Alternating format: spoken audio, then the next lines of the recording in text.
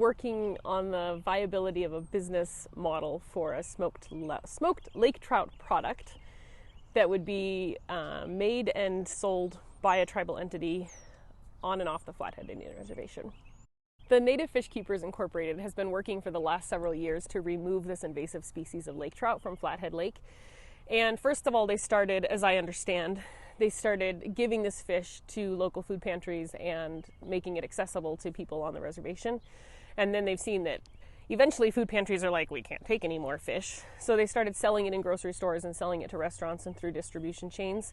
And so the goal of the Food Product Development Lab was to help make a smoked fish product that would expand access to this fish and make it a better option for people on and off the reservation to have access to this product in a form that's easier to use in the kitchen.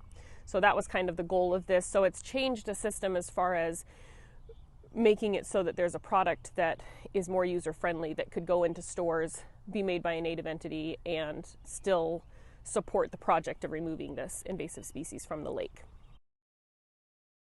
It serves as a model as a case study for native peoples who are looking on how to progress and move further along in the food sovereignty movement. This is something that Native peoples around the world are dealing with. How do you develop and make your own food choices and food ways for your people? And so this project is one that not only uses native products and native historical stories on food production and recipes and those histories of how food has been produced, but it also works to how do you deal with invasive species and other food products that are now within the realm of your people that weren't there historically. So lots of different native peoples have used fish a lot throughout time, and just because this species of fish isn't native to Flathead Lake doesn't mean it isn't native to somewhere. And so it's a good model to use in food product development as far as harvesting well and taking care of an economy an economy and an ecology on the lake that way. So it's something that could be used as a model throughout different tribes or different people groups and communities as they seek to produce food in their local environment and integrate that food into local food systems and food sovereignty movements.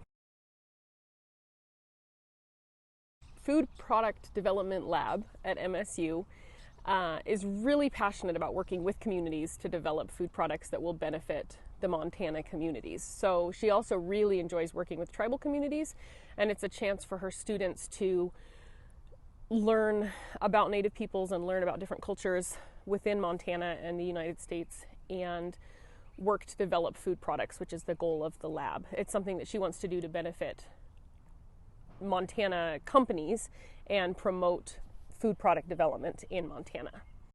I think it's benefited the tribes in the ability to see a way forward in food sovereignty as far as this is an invasive species that they would like to get rid of from the lake, and this is a way to really push the production of a food product that would aid the food sovereignty movement on the reservation and also bring money back to the Native fish keepers that's working to remove the lake trout.